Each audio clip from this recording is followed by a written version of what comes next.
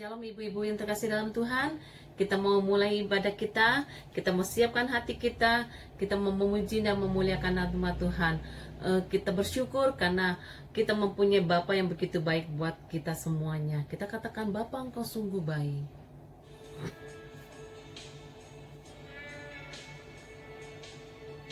Bapa,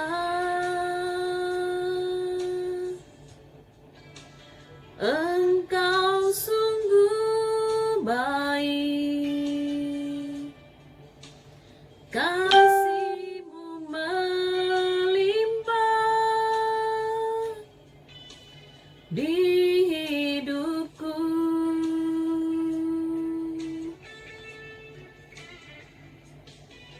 Bapa,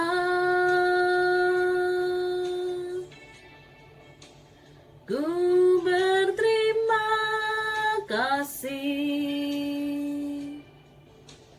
berkat-Mu hari ini yang Kau sediakan bagiku. Ku naikkan syukurku, ku naikkan syukurku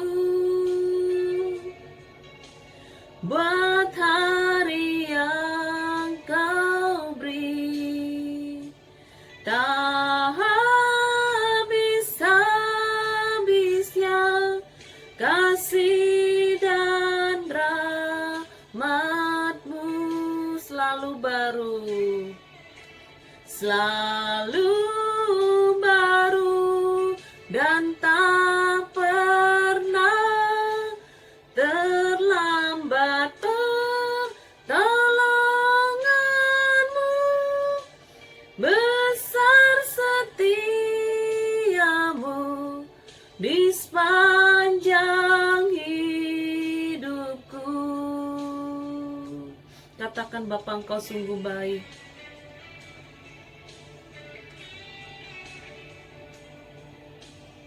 Dia Allah yang selalu menyertai setiap langkah hidup kita. Haleluya.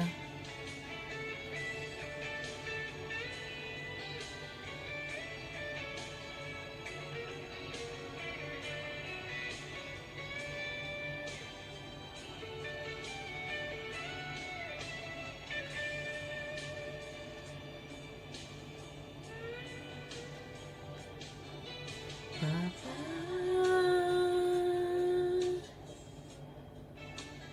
Engkau sungguh baik, kasih-Mu melimpah, kasih-Mu melimpah di hidupku.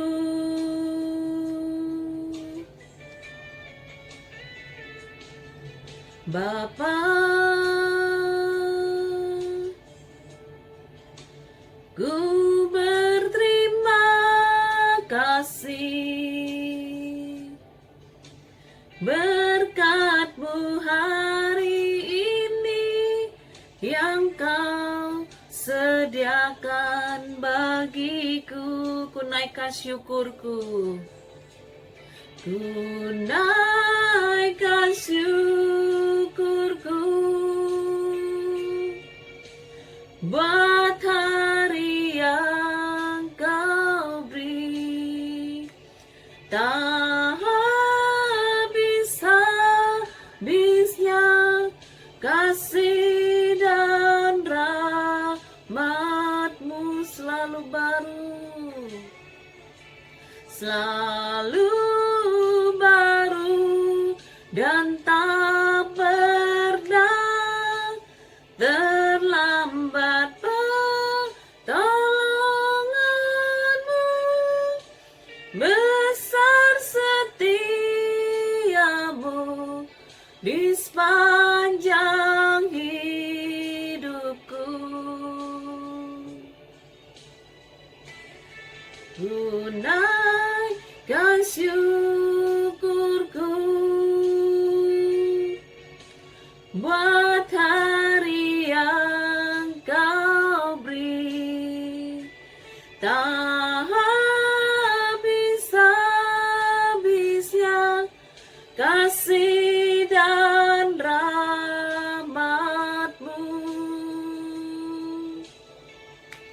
selalu baru dan tak pernah terlambat pertolonganmu. Besar setiamu di sepanjang hidupku. Besar setiamu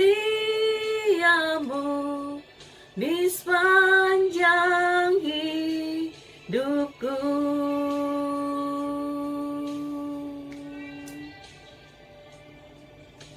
Haleluya. Bapa yang di surga, kami ucap syukur dan terima kasih Tuhan. Untuk saat ini Tuhan kami boleh beribadah Tuhan. Kami mau memuji Engkau Tuhan. Kami mau memuliakan nama-Mu Tuhan. Biarlah urapan-Mu Tuhan melingkupi kami semuanya ya Tuhan. Terima kasih Tuhan, terima kasih. Terpujilah nama-Mu Tuhan. Di dalam nama Tuhan Yesus Kristus kami berdoa. Haleluya. Amin. Ya, kita bersyukur ibu-ibu kalau kita mempunyai Tuhan yang sangat baik buat kehidupan kita. Di Allah yang tidak pernah meninggalkan kita. Kita katakan Allah itu baik, sungguh baik bagiku. Allah itu baik, sungguh baik bagiku. Ditunjukkannya kasih setianya.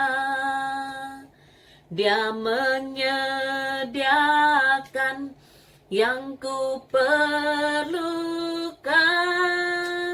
menyatakan kebaikan, menyatakan kebaikan, menyatakan kebaikannya padaku.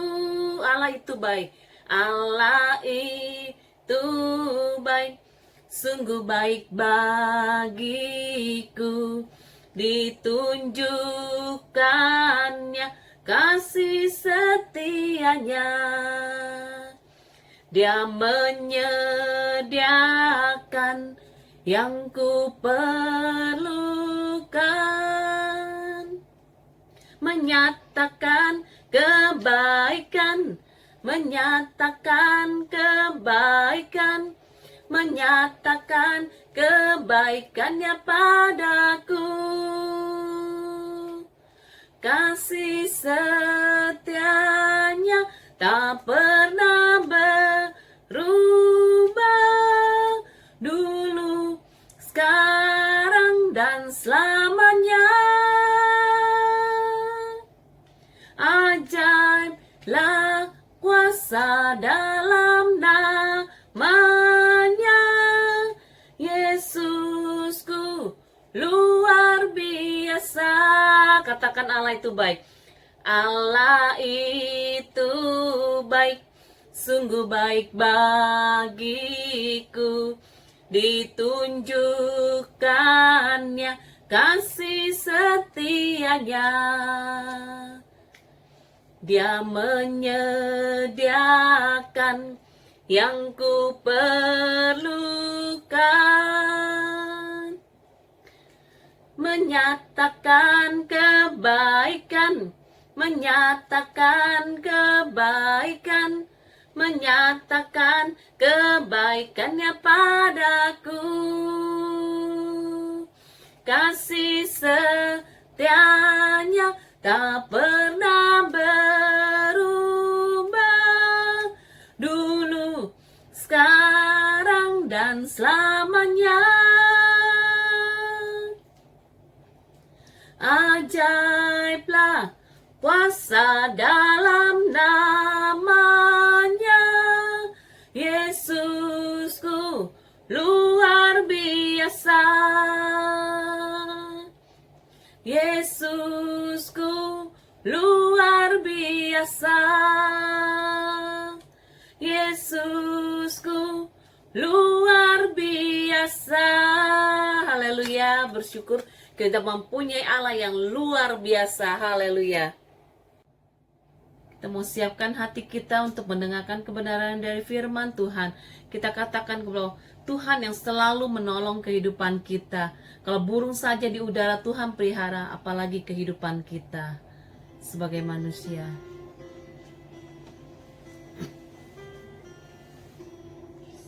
Akan selalu berganti, kasih Tuhan tetap abadi, tak akan berubah sampai selamanya. Ku tetap percaya, ku yakin Tuhan memberkati, ku yakin Tuhan melindungi. Burung di udara Tuhan pelihara, karena kasih-Nya Tuhan selalu menolongku, selalu menjagaku. Sehelai di rambutku tak akan terjatuh tanpa seizin-Mu. Tuhan selalu menolongku, selalu menjagaku. Dia mengenyangkanku dan peliharaku seumur hidupku. Kita katakan kalau musim akan selalu berganti, akan selalu berganti. Kasih Tuhan tetap abadi, Tuhan tetap abadi, takkan berubah, tak akan berubah sampai selamanya.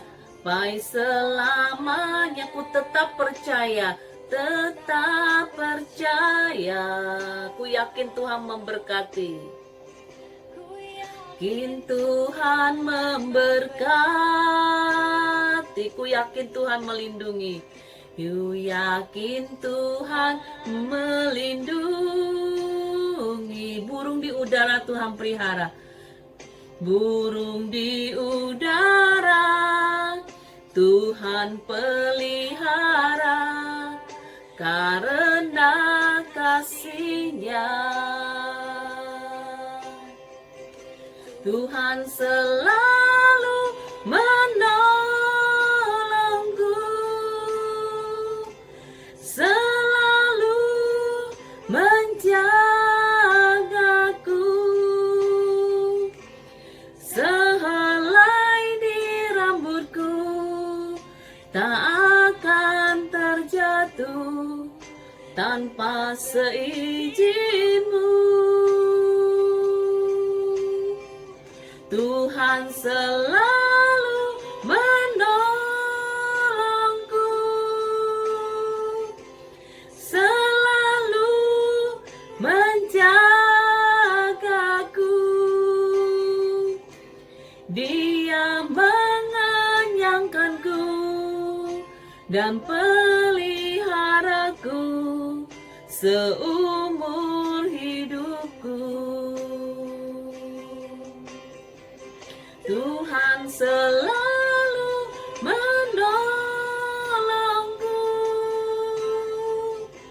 selalu menjagaku. Sehelai di rambutku tak akan terjatuh tanpa seizin-Mu. Tuhan selalu menolongku,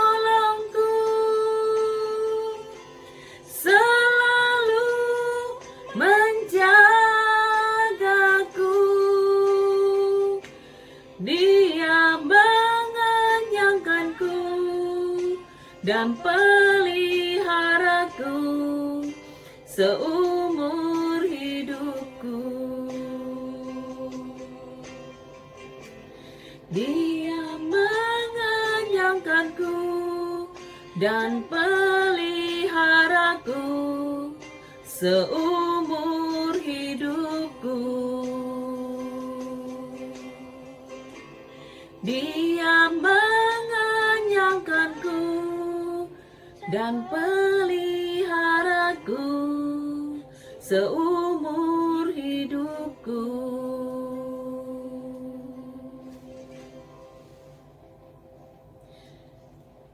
Ibu-ibu, gimana kabarnya? Tidak terasa kita sudah di minggu pertama di bulan Februari. Kita sudah bisa melewati bulan Januari dengan sukacita. Kini tiba saatnya kita merenungkan sebagian daripada firman Tuhan. Sebelumnya saya mau ajak ibu-ibu untuk berdoa dulu. Bapa kami yang di dalam surga, yang kami sembah dalam nama Tuhan Yesus Kristus, terpujilah Engkau Bapa untuk selama-lamanya. Tuhan, kami mengucap syukur dan berterima kasih Tuhan untuk kebaikan-Mu ya Bapa, untuk kasih-Mu yang tidak pernah berubah Tuhan. Terima kasih untuk kesetiaan-Mu ya Bapa. Terima kasih untuk kesempatan di pagi hari ini ya Bapa. Jika kami masih diperbolehkan dan diberi kesempatan untuk bersama-sama beribadah Tuhan, walaupun masih dalam online ya Bapa, kami percaya Tuhan mengurapi kami semua. Tidak jarak antara Engkau dan kami ya Bapa. Tuhan, tiba waktunya kami mau merenungkan kebagian daripada firman-Mu. Tuhan, kami mau duduk diam seperti Maria ya Bapa.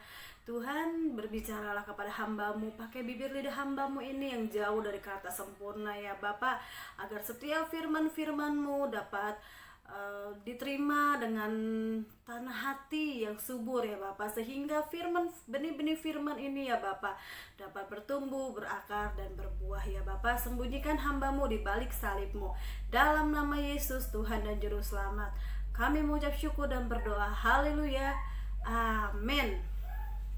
Ibu-ibu, sharing firman Tuhan hari ini saya beri judul Hormati Ranjang Pernikahan. Karena di bulan ini kan, bulan Februari itu biasanya identiknya dengan Valentine, ya kan? Tapi kita sih nggak ngerayain ya. Ada sebagian orang yang merayakan hari kasih sayang itu setiap hari bagi kita orang-orang percaya. Ibu-ibu, kita mau baca. Saya ambil dari Ibrani 13 ayat 4. Sharing hari ini hormati ranjang pernikahan. Kita mau baca Ibrani 13 ayat 4. Saya ketemu ibu-ibu, ketemu puji Tuhan. Saya bacakan untuk ibu-ibu ya. Hendaklah kamu semua penuh hormat terhadap perkawinan, dan janganlah kamu mencemarkan tempat tidur, sebab orang-orang sundal dan penjinah akan dihakimi Allah. Ya ibu-ibu, di sini ada beberapa poin yang saya mau bahas di Ibrani 13 ayat 4 ini. Ibu-ibu, pernikahan haruslah dihormati oleh semua orang, dan setiap pernikahan harus dijaga supaya tetap murni di antara dua orang. Allah akan menghukum orang cabul dan yang berzina. Ibu-ibu, di ayat ini kita mau bahas dulu. Saya bacakan sekali lagi untuk ibu-ibu. Hendaklah kamu semua penuh hormat. Berhenti di situ dulu. Penuh hormat. Apa sih artinya hormat? Hormat atau dihormati sama dengan sama-sama menjaga hubungan antara suami istri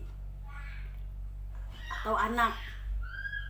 Peran penting menghormati atau dihormati diperlukan dalam hubungan suami istri.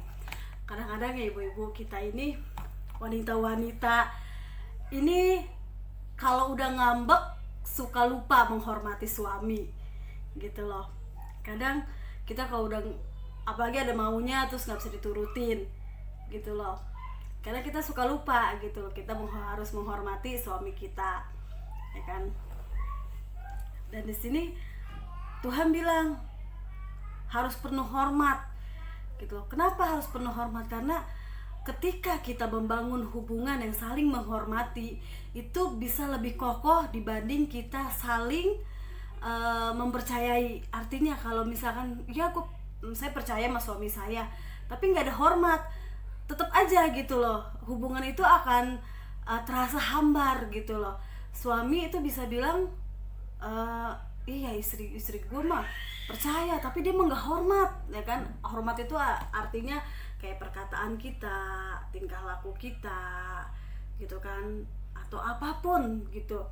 Banyak hal yang mungkin kadang-kadang kita tuh kalau udah ngambek ya, apalagi perempuan ya, suka lupa gitu loh untuk menghormati suami gitu. Makanya kita mau belajar ibu-ibu, kita itu harus penuh hormat, karena firman Tuhan mengatakan kamu semua penuh hormat. Jadi kita harus menghormati suami kita apapun keadaan dia, baik hari ini tidak seperti yang dahulu, atau bahkan hari ini lebih baik, entah dari segi materi, dari segi apapun, kita harus menghormati. Kita baca lagi, terhadap perkawinan. Nah, perkawinan tuh apa sih gitu loh? Apa sih perkawinan? Perkawinan adalah tempat di mana Tuhan meletakkan berkat-berkatnya. Ya, kadang-kadang kita itu bingung gitu loh. Firman Tuhan ini mengatakan perkawinan itu apa ya? Toh saya setia kok gitu loh. Saya menjaga hubungan suami istri dengan benar, atau seperti apalah gitu ya. Tapi di sini Tuhan mau ngomong terhadap perkawinan, apa artinya? Kadang-kadang kita suka ada selisih paham.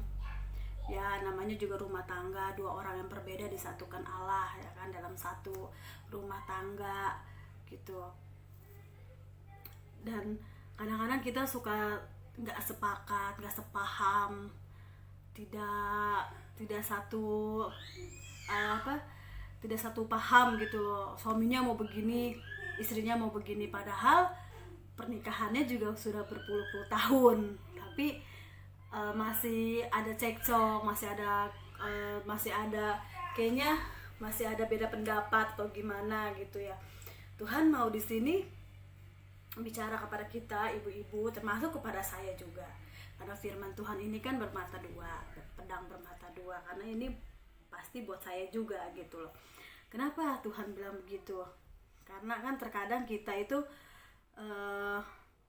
wanita itu kan suka terbawa perasaan, apalagi kalau misalnya yang masih mendapatkan tamu bulanan gitu loh, sensitif banget gitu ya, bawaannya salah sedikit emosi, dan yang lebih parah kalau kita membiarkan penyakit itu, kita itu bisa tidak hormat terhadap perkawinan kita, ya kan. Salah satunya adalah gampang sekali bilang cerai, gampang sekali bilang kamu mah nggak kayak dia, kamu mah nggak seperti suami si ini, kamu mah ya seperti itulah gitu loh kira-kira. Jadi lama-lama kita jatuh ke dalam dosa yang seharusnya kita nggak harus lakukan gitu loh ya. Dan di sini kita mau baca lagi, dan janganlah kamu mencemarkan tempat tidur. Dan janganlah kamu mencemarkan tempat tidur. Artinya apa? Ketika ada perselisihan di antara suami istri, itu sih hal yang biasa, orang dunia pun mengakui.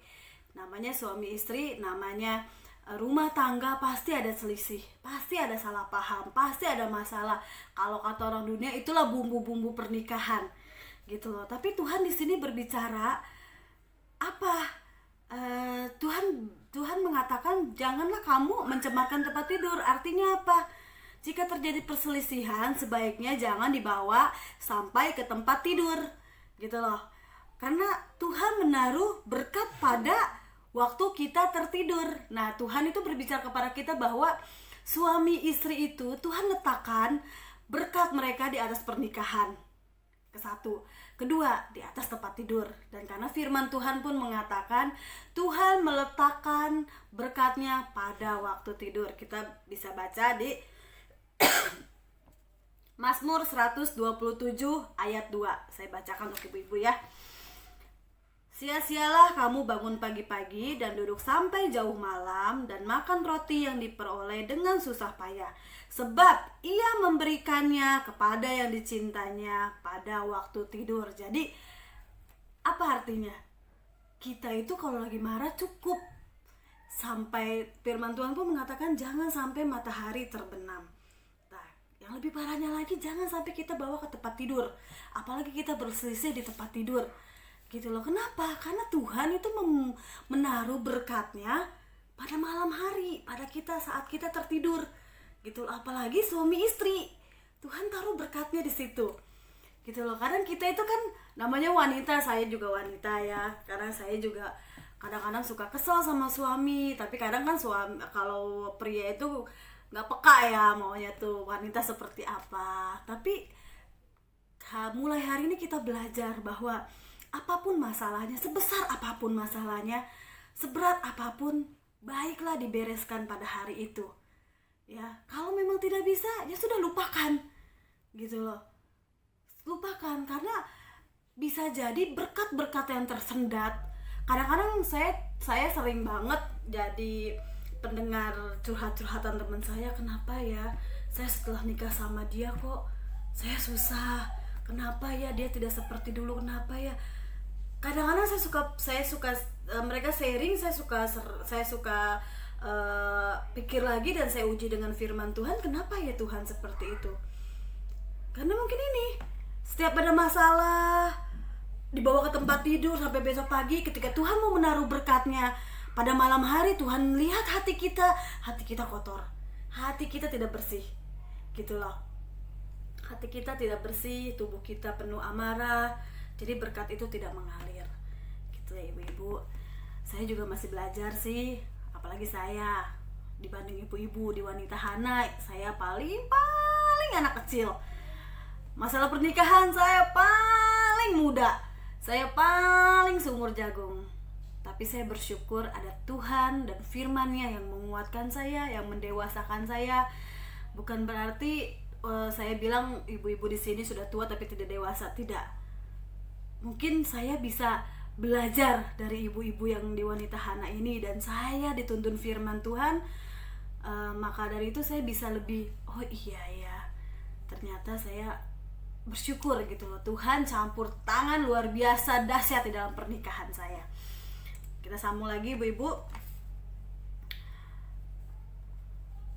Tadi mencemarkan tempat tidur, sebab orang-orang sundal dan penjina akan dihakimi Allah.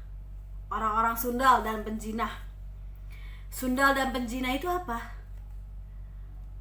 Kita tahunya kan sundal dan penjina itu mungkin tidak setia, mungkin dia serong, selingkuh atau apa.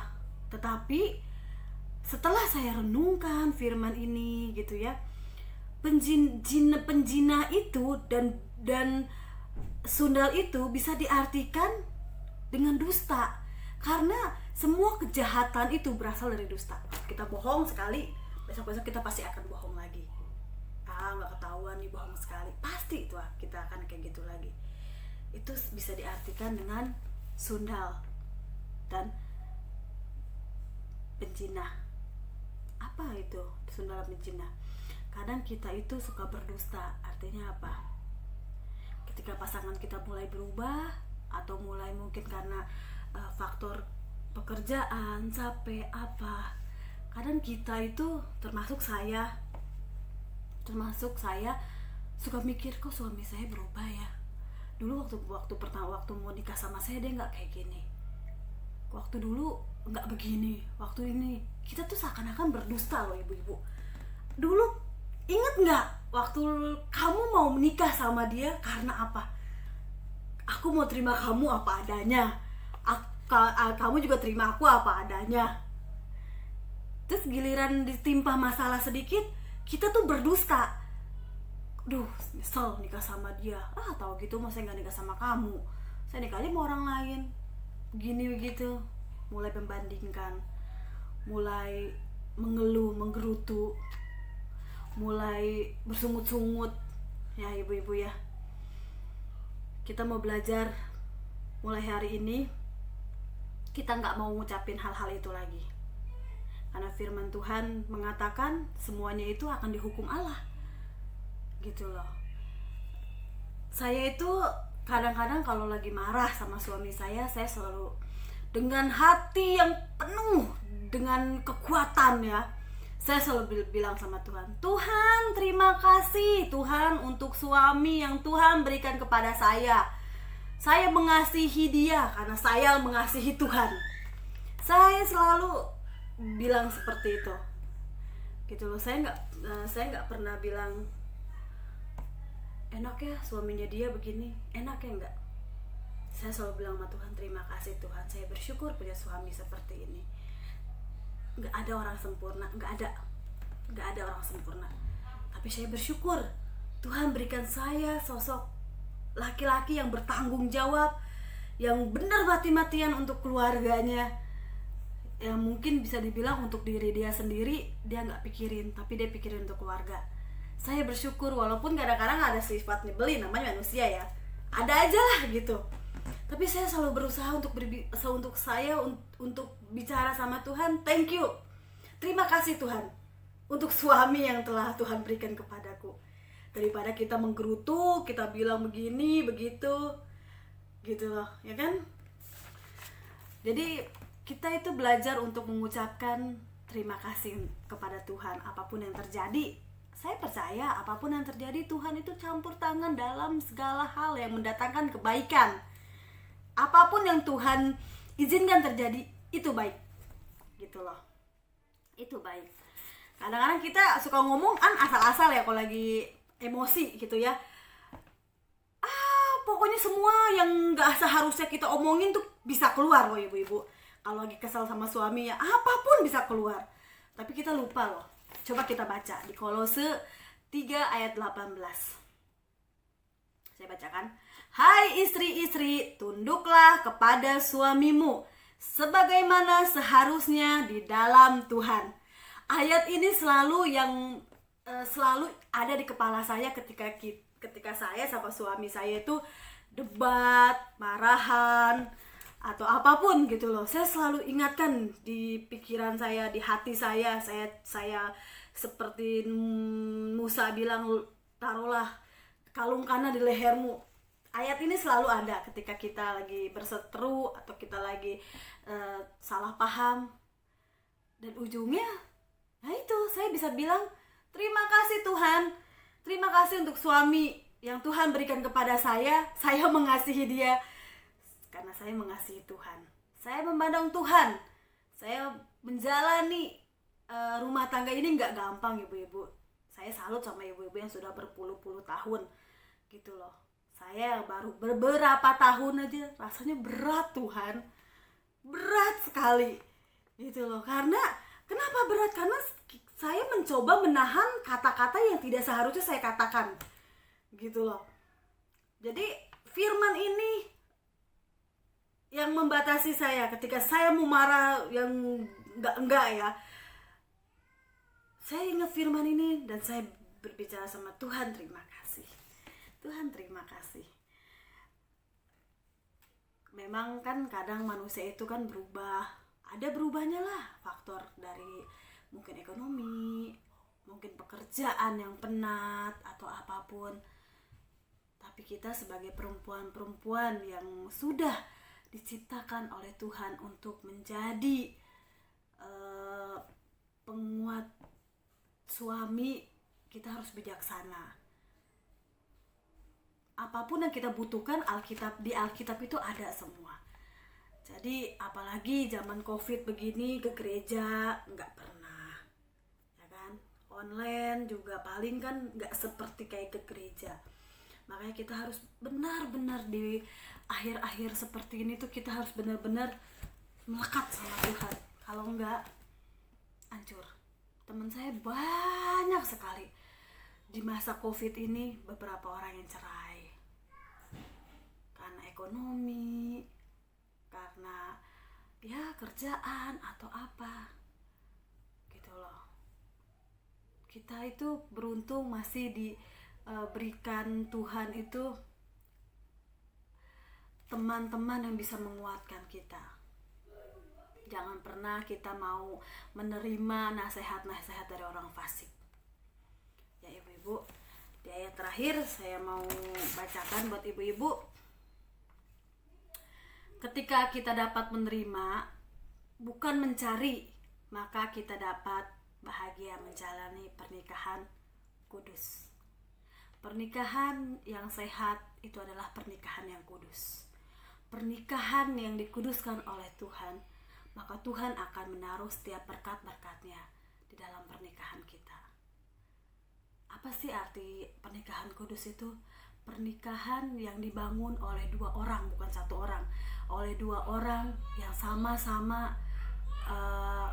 mengenal.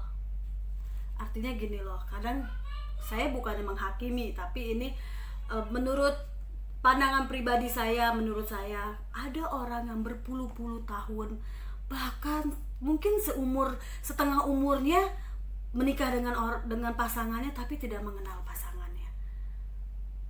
Ya kan? Kita mau mengenal pasangan kita seperti kita mengenal Kristus. Berapa tahun sih kita mengenal Kristus? Berapa kenal kita sama Tuhan? Gitu loh. Kita mau mengenal suami kita, pasangan kita, kita mau saling mendoakan, saling sharing. Kalau saya pribadi, saya sedikit kesaksian, kalau saya sama suami saya, kadang-kadang kita itu udah kayak temen gitu loh. Kalau ibu-ibu mau tahu saya, tanya suami saya gitu loh. Pertama Tuhan, kedua ibu saya, ketiga suami saya. Tapi yang lebih mungkin ibu saya itu dari saya kecil, sifat-sifat dasar saya. Tapi kalau suami saya, kalau ibu-ibu mau tahu saya lebih lagi, tanya suami saya. Begitupun saya. Kalau ibu-ibu mau tahu suami saya, ya tanya saya. Karena kita yang saling mengenal, kita yang saling udah tahu sampai jorok-joroknya, istilah kasarnya gitu, sampai apanya tuh kita yang tahu. Kalau saya tahu suami saya nggak harus macem-macem. Dia paling tidak suka kalau saya itu marah udah pakai nama saya. Dia marah, dia marah, mau sengaja mau bercanda dia pasti marah. Hal sekecil itu saya tahu, dan suami saya pun tahu apa yang saya nggak suka, apa yang saya suka. Jadi kita satu sama lain mengenal gitu loh. Apalagi yang sudah berpuluh-puluh tahun, Tuhan taruh berkatnya berlimpah. Bukan berarti udah tua itu udah tua loh, nggak boleh happy, nggak boleh mesra-mesraan, nggak. Dalam Tuhan nggak begitu. Semakin kita menjaga kekudusan pernikahan kita, semakin Tuhan memberkati kita. Berkat itu bukan cuma sekedar materi, bukan. Banyak berkat-berkat.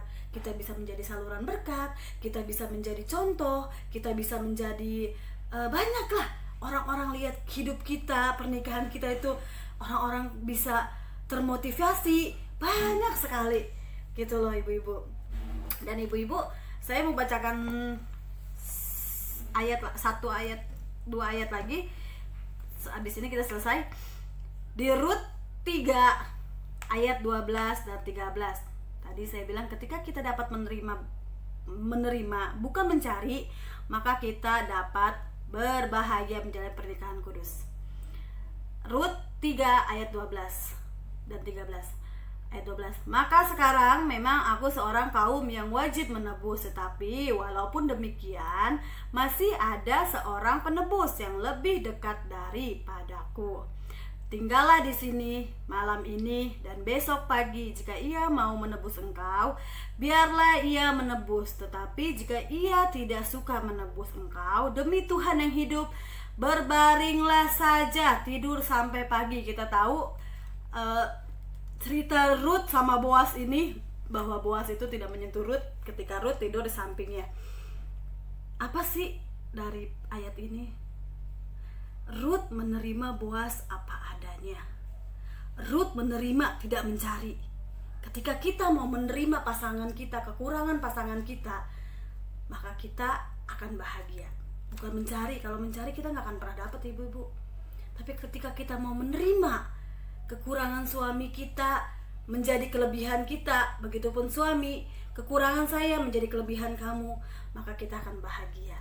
Ruth tidak mencari, tetapi Ruth menerima, dan pada akhirnya Ruth bahagia bersama Boaz dan memperanakan keturunan-keturunan yang gagah kuat, gagah perkasa, sampai pada keturunan Yesus Kristus, anak Allah yang kita sembah pada hari ini.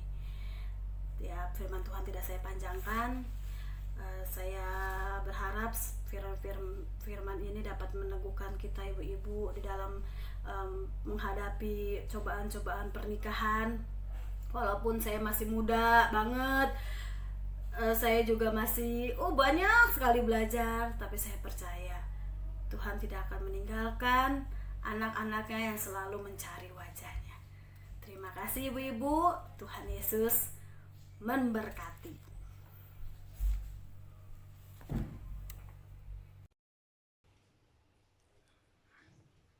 Ibu yang dikasihi Tuhan, selesailah sudah ibadah kita pada pagi hari ini. Kita sudah mendengarkan renungan firman Tuhan yang begitu indah, yang memberikan kekuatan buat kita untuk kita tetap setia kepada Tuhan.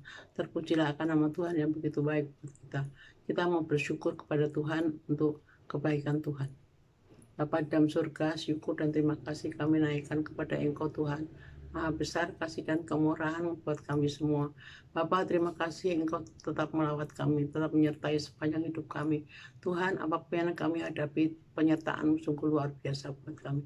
Kami ada sampai saat ini karena kemurahan-Mu. Terima kasih Tuhan, terima kasih. Biarlah firman-Mu yang telah kami dengar Tuhan boleh menjadi kekuatan buat kami semua, buat menjadi rema dalam jalan hidup kami. Terima kasih Tuhan yang buat hamba-Hamba-Mu yang telah melayani kami pada siang hari ini. Biarlah Engkau memberikan kekuatan buat mereka semua untuk tetap setia kepada Engkau.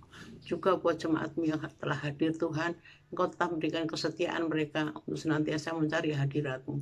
Terpujilah akan nama Tuhan yang begitu baik buat kami. Saatnya kami boleh berdoa syafaat kepada Engkau Tuhan. Kami berdoa buat Ibu Gembala kami beserta para pengerja-Mu di Gereja Injil Kristus Tuhan.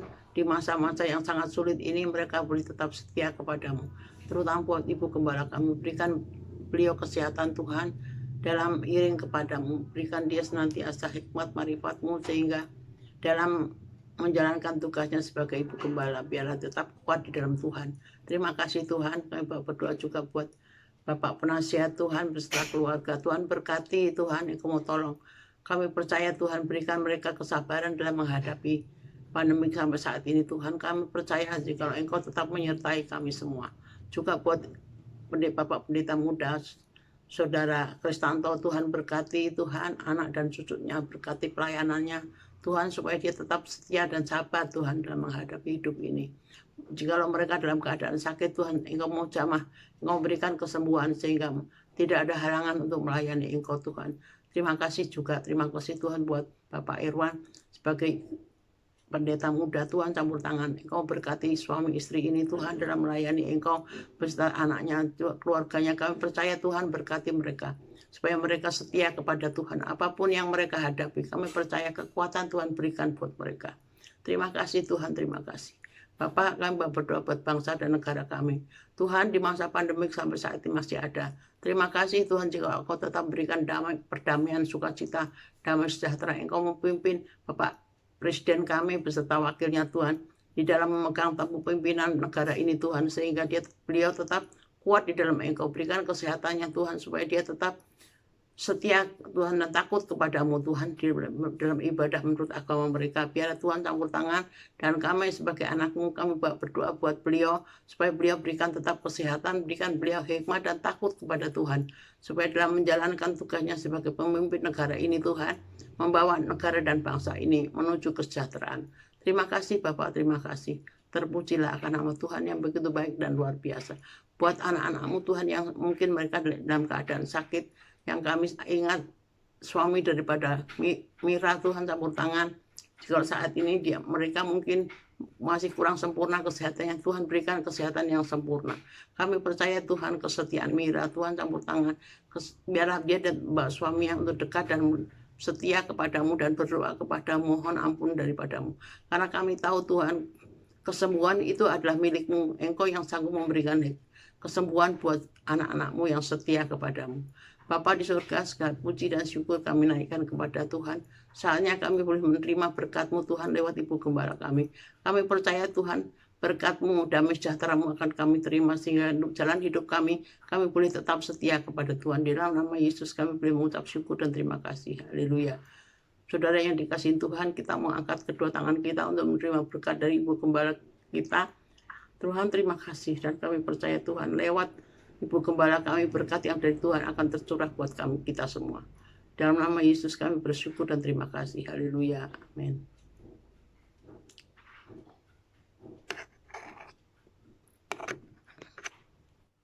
Ibu-ibu yang kekasih, yang di rumah, terimalah berkat dari Allah Bapa, Allah Anak, Allah Roh Kudus, yaitu Tuhan Yesus Kristus, yang selalu menyertai kita dari sekarang sampai Maranatha Tuhan Yesus datang kembali. Dalam nama Tuhan Yesus Kristus kami sudah bersyukur, kami sudah berdoa. Amin.